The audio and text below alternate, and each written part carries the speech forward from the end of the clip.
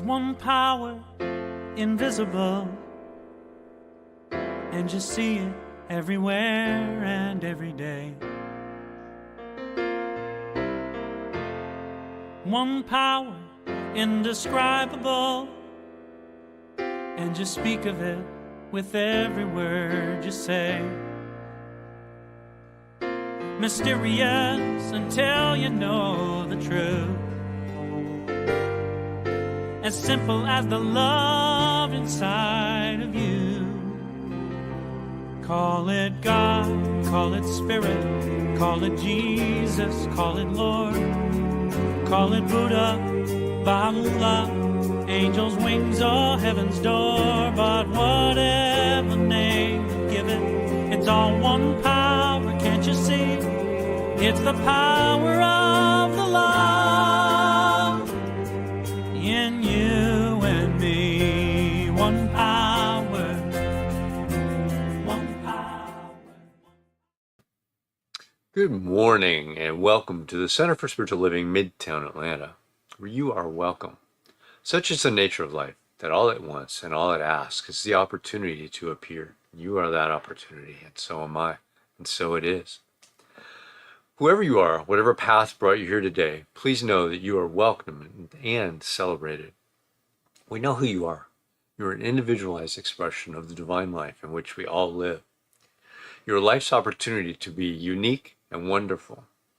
Whatever your ethnic background, religious affiliation, and however you know yourself or describe yourself, we're glad you're joining us here today. You're welcome to be a part of this community in whatever way serves you. Here's our vision statement. We are a strong, open, globally connected community centered on the clarity of principle. Through teaching, service, and practice, we create a safe and respectful environment that supports healthy spiritual growth. And for a better understanding of who we are and what we teach, listen now to our Declaration of Principles as written by our founder, Ernest Holmes. A few of the Declaration of Principles we live by. I believe in one God, one absolute power, and first cause to all things. I believe that this power is perfect love, and it creates out of a desire to express love. I believe all thought is creative, and how I choose to think creates my personal experience. I believe in the unity of all life, and the immortality of the individual soul forever unfolding.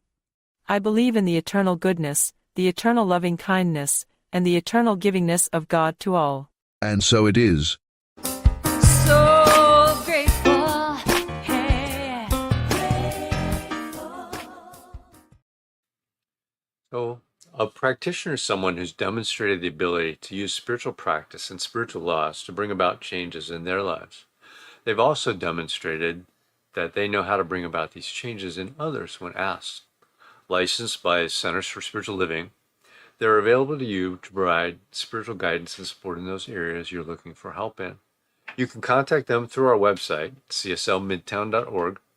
And today we've got one of our amazing practitioners to share good ideas and an affirmative prayer called a spiritual mind treatment. Welcome, Maya Fuller. Thank you, Vance. Greetings, CSL Midtown. Happy holiday week. Happy Juneteenth, happy Father's Day, and happy third week of June. This month, we are exploring the theme Higher, Deeper Love. And this week, we move into the collective dimension of that exploration. What does love look like when we zoom out beyond ourselves and our individual relationships and honestly look at what we carry together as communities, as a human family? Today's speaker is going to take us right into the heart of that question. Her talk is entitled Love, Grief, Play, Heal. And in her own words, here is what she says she's bringing today.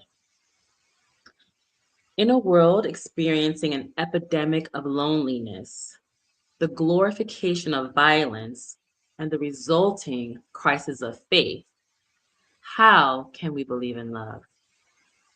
Through an authentic and unflinching look at how we feel God has failed us, our broken hearts open 4 doors to a divine and transformative experience, revealing how we can find love right now when we need it the most.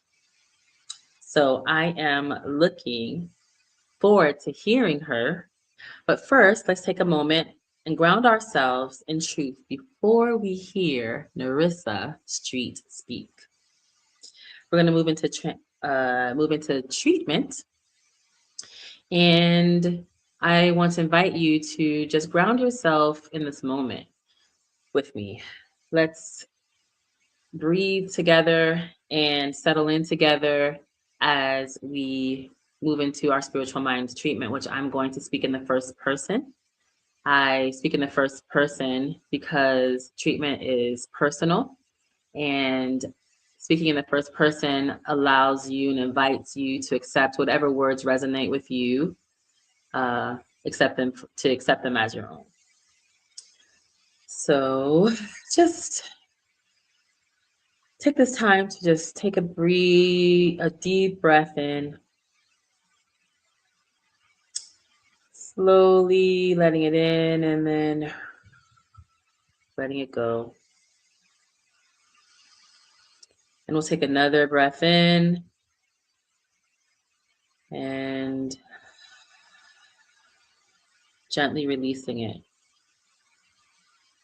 And now, if it feels comfortable, just close your eyes softly, or just let your gaze go easy. And gently just begin to turn inward, letting whatever thoughts or cares you brought with you into this moment, just letting them go for now, so that we can just be here and be in this right now moment of this treatment, so we can know the truth for ourselves. Just in a peaceful right now way,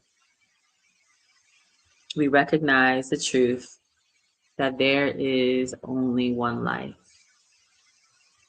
There is only one love, one presence, and that's in everything. Through everything, beneath everything, showing up as everything, even despite appearances to the contrary. This love, this oneness, this goodness, this presence shows up even in the things that hurt, even in the things that have left a mark, even in the places where I once looked for God and felt like no one was there. That presence was there, and it is here now, and I am held in it completely. I acknowledge today that I have known grief, that there are places in me and in all of us that are shaped by loss, by disappointment, by love that fell short of what we wanted. Some of those wounds are personal. Some go back further than my own lifetime, carried in the bones of those who came before me. I don't look away from any of that today. I allow it to be seen. What grief tells me is that something mattered, that I was open, that I was in it, and that love was there. And that love never actually left. Even in the hardest seasons, love was present. It was in the friend who called at exactly the right moment. Love was in the stranger who offered kindness when I had no reason to expect it. It was in every moment of beauty that broke through when I needed it most. A song, a sunrise, a word that landed just right. Love was there, quietly, consistently, refusing to be extinguished. Today I release any story that says I have been abandoned. Any belief that the pain is the final word. It is not. Because on the other side of every dark night, morning comes. It always comes. And the light that meets me there is the same love that was with me in the dark. Steady, patient, and unchanged. That love is not somewhere I have to go. It is here. It is now. It is available to me in every breath. And so I breathe.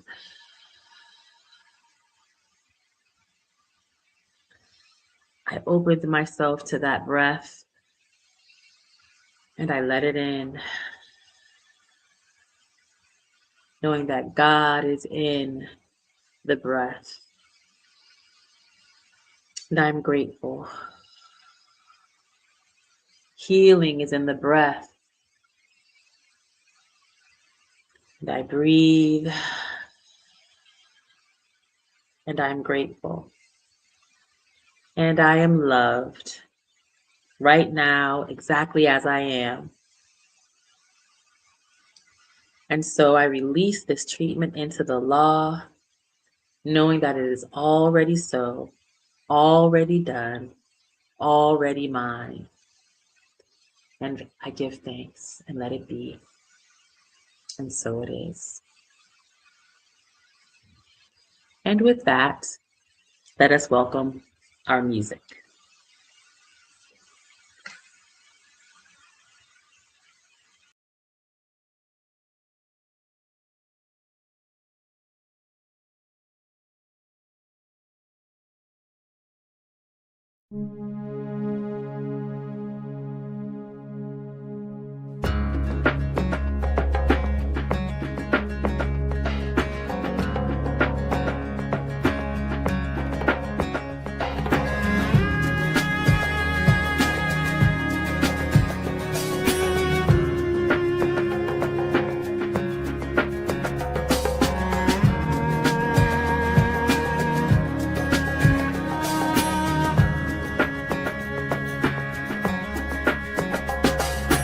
I can see laughter, or I can see tears. I see a choice, love or fear. What do you choose? I can see peace, or I can see war. I can see sunshine, or I can see a storm. What do you choose? Now I choose the love where freedom flies from my heart, where the light keeps shining. And I choose to feel the whole world crying for the strength that we can rise above. I choose love. I choose love.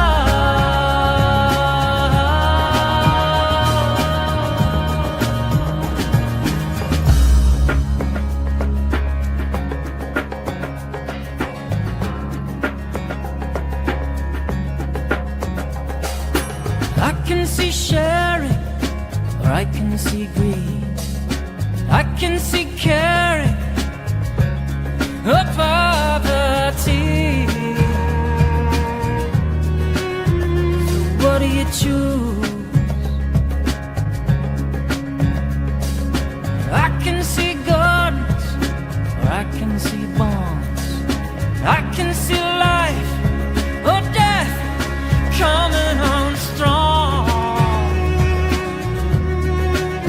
So what do you choose?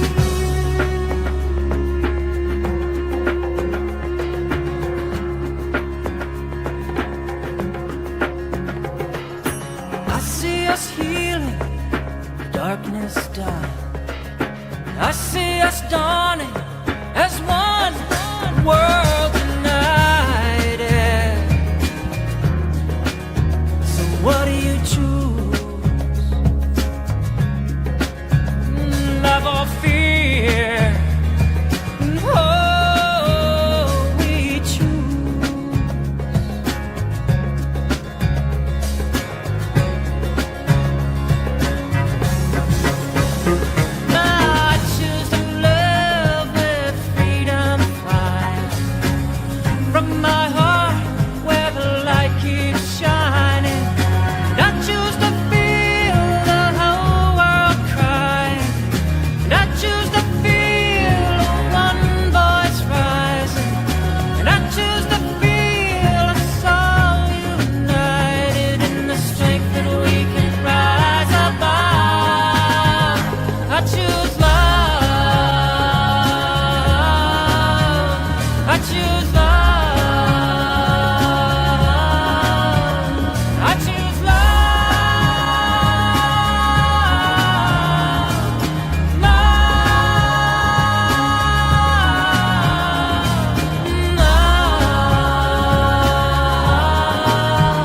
I choose love.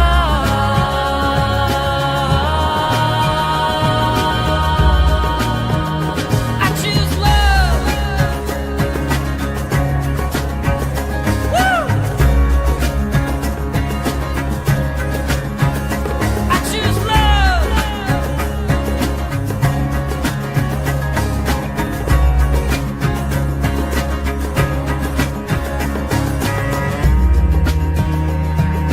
Oh, I choose love.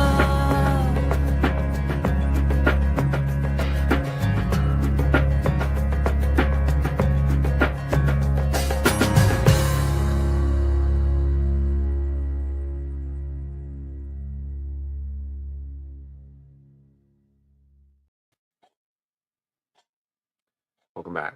So, our speaker this morning is Miss Nerissa Streep. She's a multi-award winning storyteller and facilitator who writes, directs, and produces stories for thought leadership and community change. Nerissa has advanced training from the Center for Mind-Body Medicine and Trauma Reduction, and she's been featured on TEDx, PBS, and multiple media channels. Nerissa wants to bring back the joy to servant leadership, so she's tackling burnout one heart-centered organization at a time. And she hopes her message today becomes practical medicine. So welcome back, Nerissa. We're glad you're here. Thank you. So again, thank you so much to the leadership of the Center for Spiritual Living in Midtown for this invitation.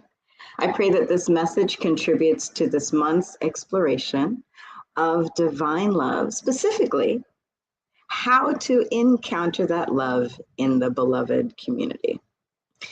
The title of today's talk is Love, Grief, Play, Heal.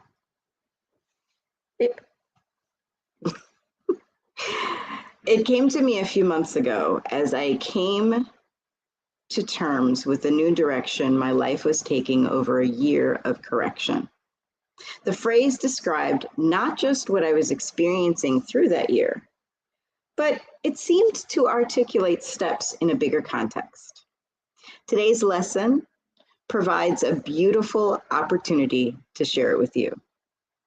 So, as we begin, I invite you to take a deep breath.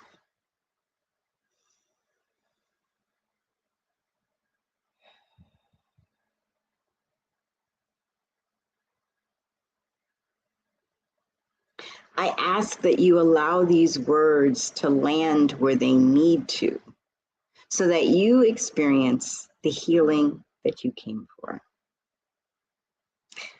So a little moment of transparency here. I am using a device, and the device feels kind of heavy, and those of you who've watched me before know I like to move around. So I'm going to switch from my device to my piece of paper. So thank you for honoring me as I do that.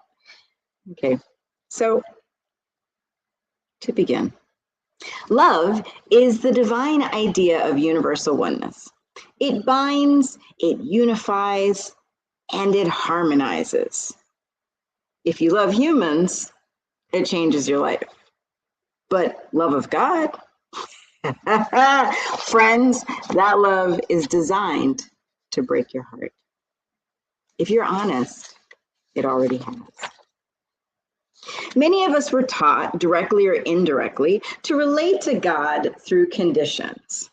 We learn universal laws and spiritual maxims so that we can create the conditions where we are pleasing God.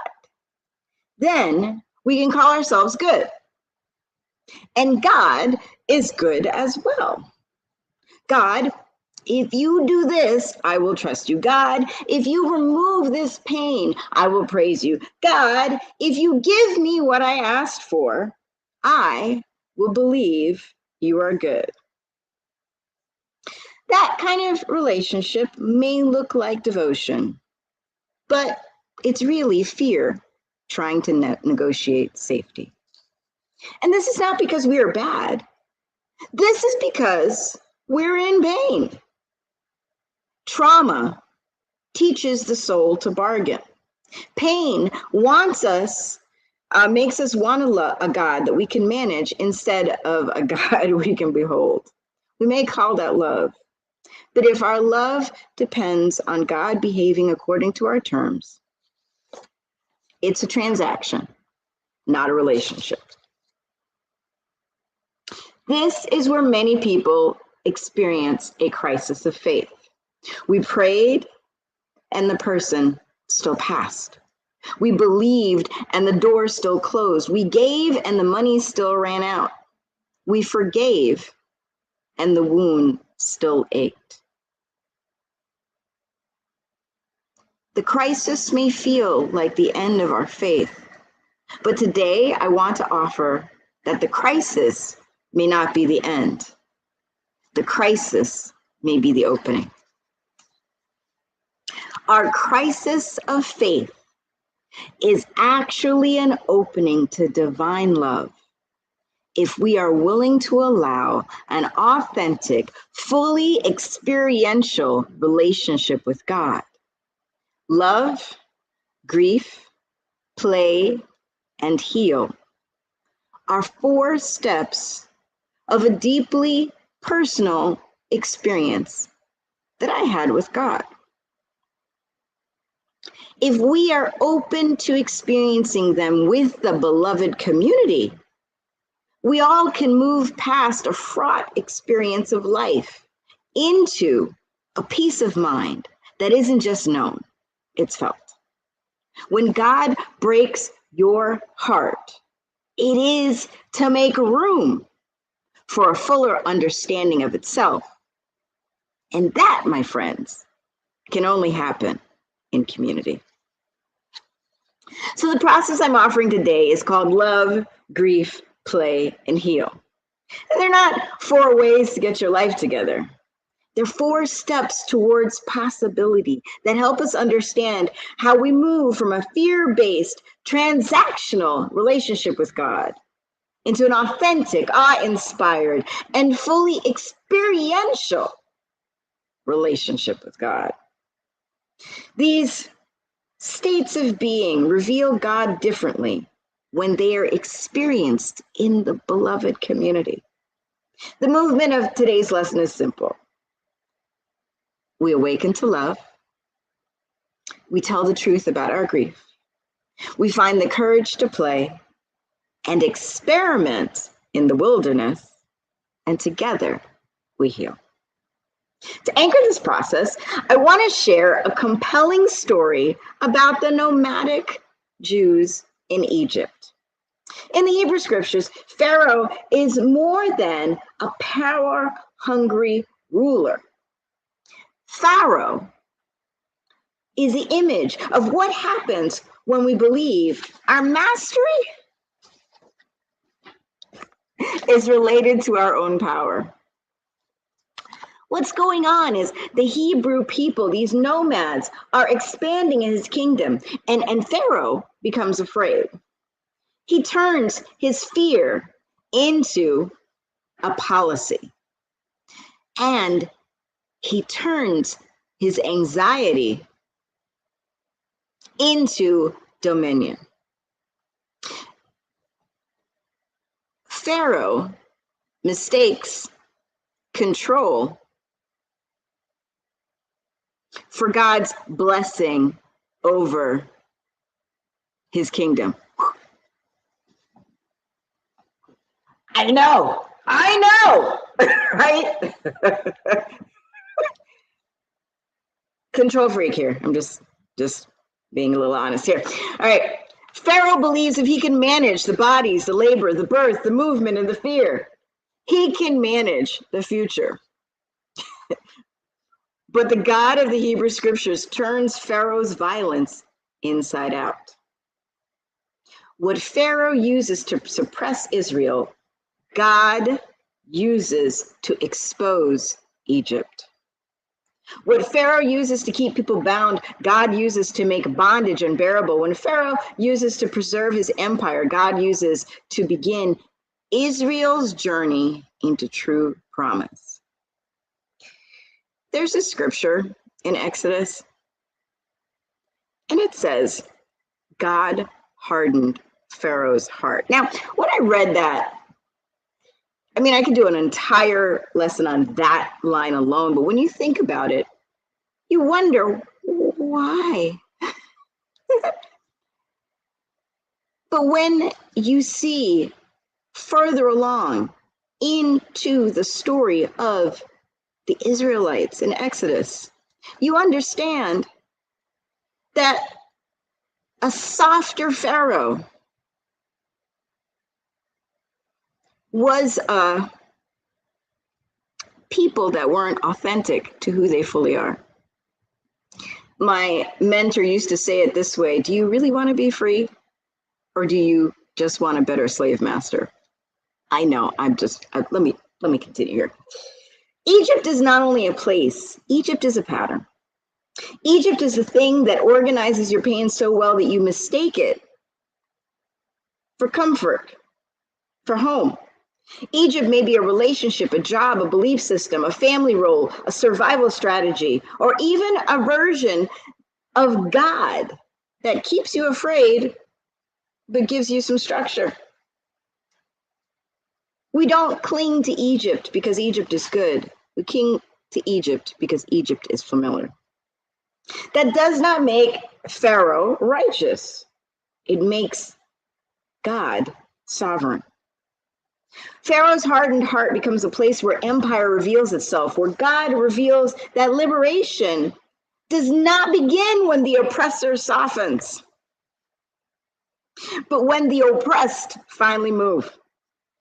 So the first question is, where are you waiting for Pharaoh to soften before you move? Where are you asking for bondage to become more merciful? Where are you asking the old system to bless the version of you that God has called you out of? So let's go through the 4 steps, shall we? Our first step is love. But it is love in its first awakening. This is where we have discovered the spiritual laws and we fall in love with our new identity and our new sense of power. We discover prayer. We discover alignment. We discover intention and manifestation. We discover that our words matter, our choices matter, our body matters, our yes matters, and our no matters. This stage is beautiful and necessary. We need to discover that we're not only what happened to us, we need to discover that God has been speaking in places that we thought were silent. So we fall in love with this idea of God as possibility, and with a version of ourselves that is no longer wounded. The misunderstanding is that we may begin to think that spiritual law means spiritual control. We think that if we pray correctly, life will behave. We think that if we align correctly, loss will pass over our house. We think that if we are faithful enough, God will keep the glass from breaking. But this is where love has to mature. Where have you mistaken spiritual power for spiritual control? At some point, God as law lets you down. The formula stops working. The prayer doesn't produce the outcome. The thing that you believe would protect you does not protect you from pain. This can feel like a betrayal, but it may actually be the moment when faith is being invited to grow beyond management into intimacy. When God as law lets you down, you may think that you're losing God and losing your connection to God. But you may actually be losing a version of God that was too small to hold your lived experience. God as formula lets us down. God as transaction lets us down. God as control lets us down. Not because God is absent, but because God is asking to be known beyond what God can do for us. This is a hard turn, y'all. Love that depends on control is not yet free. Love that depends on outcomes is not yet deep. Love that depends on God behaving according to our terms is bargaining. Remember Jacob? The question is, what version of God are you grieving because that could not survive your lived experience? So after our heart breaks, we often discover that God has a purpose for us that is different than we perceived.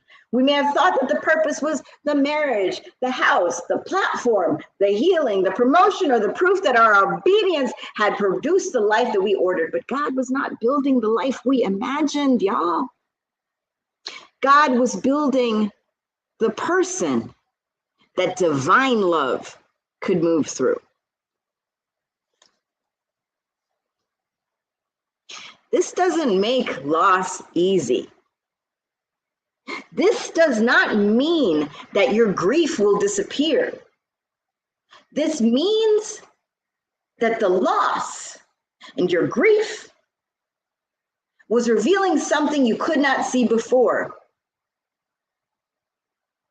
With our big life, we thought God was building our comfort, but God was building our capacity.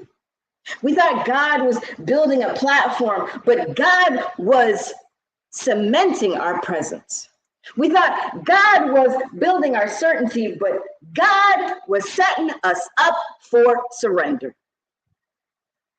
The purpose may have been to become more available to divine love. The purpose may have been to become more truthful. The purpose may have been to become more compassionate to yourself and to others.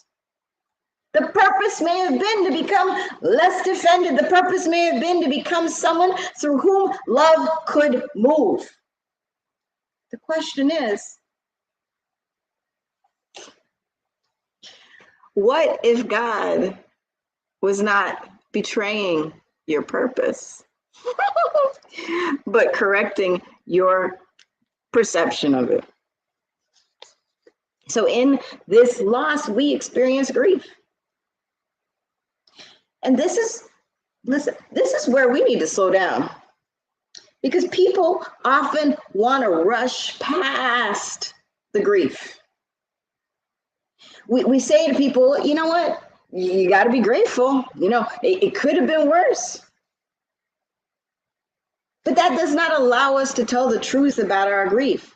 We tell people to be thankful, to look on the bright side, that toxic positivity, to trust God's plan and to move on. But before gratitude can benefit us, grief has got to be honored. You can be grateful and you can have grief. You can be grateful that you survived, grateful for the lesson, grateful for the grace, grateful from the unexpected provision, and still you definitely have grief. You have grief over what didn't happen. You have grief over the years that disappeared. You have grief over the things that have changed, the trust that was broken. Grief over the version of yourself that you fell in love with. And a lot of people are living in the denial and anger of grief. Kubler-Ross talks about 5 stages of grief. If you do a little bit of research, you'll see all around you that there's so much chaos because so many people are denying their grief or just angry about it. When grief is not honored, it does not disappear. It leaks. It becomes blame. It becomes control. It becomes narcissism. It becomes panic, performance, numbness, and rage. This bad behavior means that grief needs somewhere to go. This beloved community is the place where grief is welcome. It becomes the place where we stop pretending gratitude means we are not grieving. It becomes the place where we can say, yeah, I'm thankful, but I'm still tender. I believe God is here, but I'm confused. And I am still heartbroken. The question is, what grief have you dressed up as gratitude? Because you thought that being honest about it meant that you were being unfaithful. And so now we're being sent into the wild. This is the place that we have a decision to make. We can move from being paralyzed in our grief to finding meaning in it. And we do this in the wilderness. There's this place where things are raw and unformed. And you may be tempted to step back into this fully formed system. Things are familiar. But in the wilderness, in this place where we don't know everything, we can meet ourselves. And we can form this new world around who we truly are. The wild is not punishment. The wild is the place where the new world has language. This old system can no longer organize us, and the new system has not yet been built. If you remember, or if you know the story, when Egypt is left behind, the Israelites don't walk straight into a finished promised land. They walk into wilderness. They come and they get confronted with themselves and whether or not they are really trusting the God that sent them out. The wilderness matters because it removes the old. Everything was formed around bondage. There were roles, there were tasks, there was survival. In the wilderness, the old architecture no longer tells you who you are. And in the wilderness, you have the opportunity together to play. There's a part of us that craves Egypt because Egypt was predictable. We meet the part of us that wants freedom without formation. We meet the part of us that wants promise without process. We meet the part of us that wants God to deliver us from bondage, but not change the imagination that bondage gave us. The wild and the wilderness is where grief becomes honest. It's where we stop asking only, why did this happen to me? And we begin asking in community, who are we becoming now? What must we build together? What kind of people can hold freedom, can be in love without recreating bondage? What kind of community can carry promise without returning to fear? Where has God sent you into the wild, but you're still waiting for a map? The map that we are searching for is found in each other. This is where the movement, this is where the play, this is where the experimentation, this is where it matters. God sends us into the wild, but we decide whether or not we will engage. We decide whether or not we're going to imagine something new. We can decide whether we want to keep going back to what we knew, or we can decide that we want to do something different. The movement forward into community, into play, is your soul saying, I will not let bondage, I will not let grief, I will not let fear be the architect of my imagination. I will not wait for certainty before I become available to God. Moving out of grief does not mean abandoning what you feel. It means allowing grief to become a doorway instead of a prison. It means refusing to let pain be the final author of our imagination. It means deciding that this place may be raw, but it is also creative. And so we play forward. And sometimes you think that play means that grief is not serious. But play is sacred experimentation. Play is imagination returning to the body. Play together is the courage to ask, what else could be true? This is how we begin to form a new world around us. When the world that was cracked open by our heartbreak no longer serves. In the wilderness, play matters because people have to practice freedom before freedom feels familiar. Let me say that again. People have to practice freedom before freedom becomes familiar. I like to say it gives us a muscle memory of joy and possibility.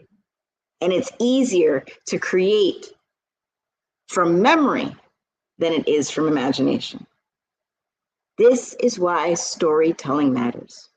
We do not tell stories only to explain what happened. We tell stories to discover what God may be making possible through what happened. We experiment with new patterns. We try on new ways of gathering, of resting, of speaking, of forgiving, of repairing, of imagining, of working. We ask how free people eat, how free people rest, how free people make decisions, how free people carry grief without building another place of bondage. Play is not a denial of grief. Play is what happens when grief has been welcomed deeply enough that imagination can rise up again. It's how the beloved community begins to create meaning together. The question is, what could we create in community if all of our grief was welcomed? And so from that play and from that call to community, we begin to heal. Healing is not looking at the glass and pretending it was never broken. Healing is the light refracting off of the new angles. These broken pieces don't disappear. They become part of our new lives. They catch light differently. They show us angles of God we could not see when everything was whole. We wanted God to prevent our heartbreak, and that makes sense. But we also discover God in the people who help us put the pieces back together. We discover God in the hands that do not rush us through our grief.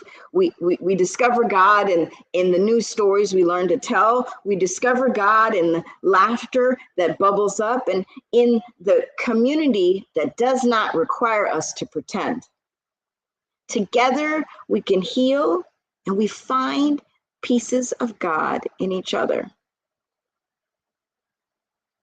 Through faithful imagination and embodied practice, we find that God is in each one of us in the ways that grief opened us up to see. And that means that peace is not an idea paved over with toxic positivity. It means that peace is a felt reality. It's not just known. It's not just believed. It's embodied. So today, We're not leaving with a formula. We're leaving with an invitation. Love, grief, play, heal.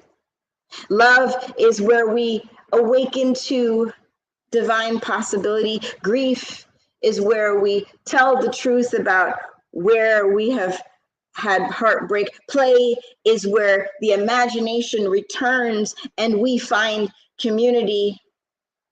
And healing is where we see God again. When God breaks your heart, it's to make room for a fuller understanding of itself. And it's funny, you know, when you break a glass in a room, you find shards everywhere. Many times, years later, you'll find shards again. And so I encourage you, to whatever place that grief is still pricking you, I encourage you to see it as an opening to a newer understanding of who you are, who God is, and what divine love is calling you to a community. I want you to stop waiting for your grief to heal before you believe God is real again. The healing comes in community. May we engage with each other. May we create meaning together. May we find love together. And may we become brave enough, tender enough, and honest enough to meet God with each other.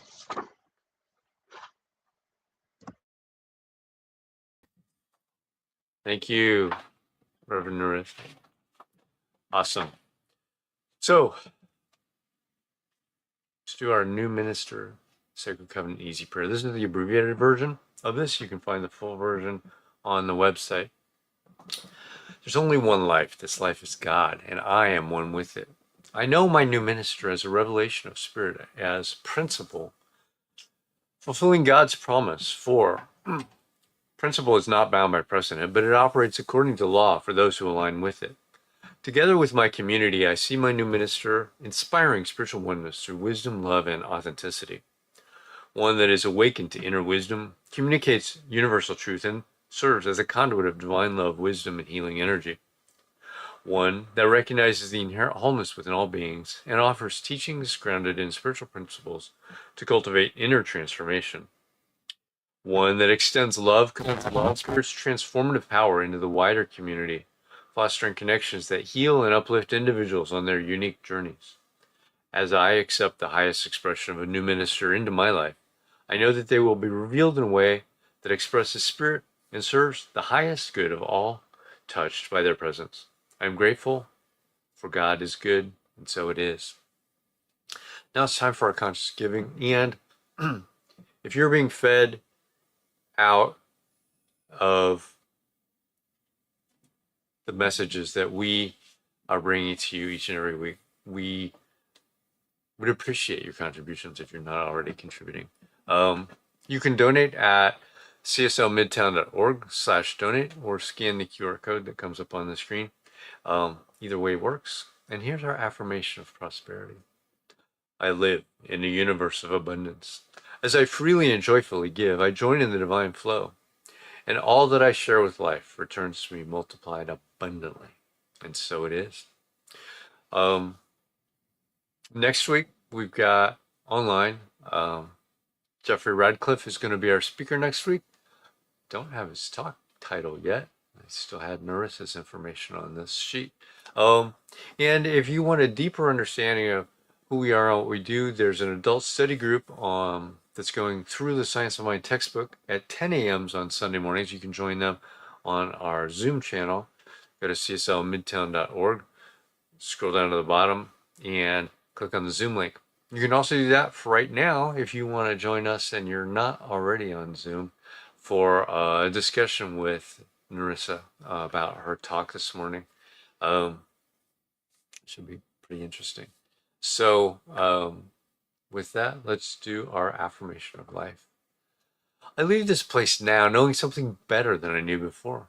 I go forth into the world with a heart full of love and a mind full of good sense.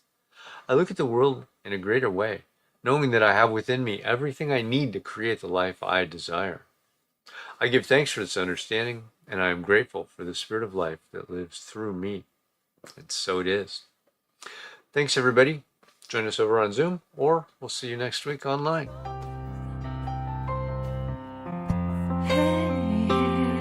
I'm so grateful.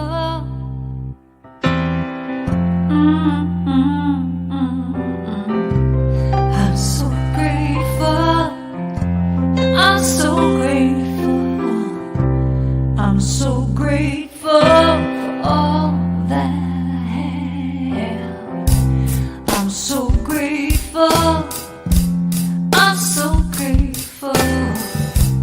I'm so grateful for all that I have. Hey!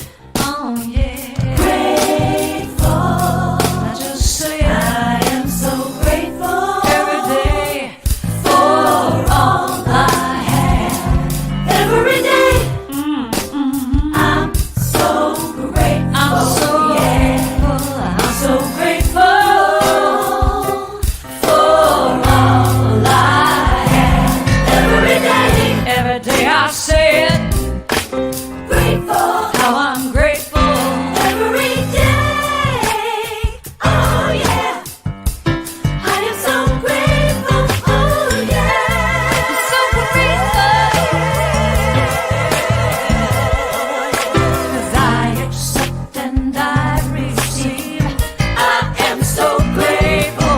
Oh yes, I am. I am. I am so grateful. Hey, grateful.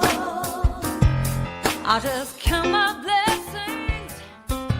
There is a power for good in the universe greater than you are, and you can use it.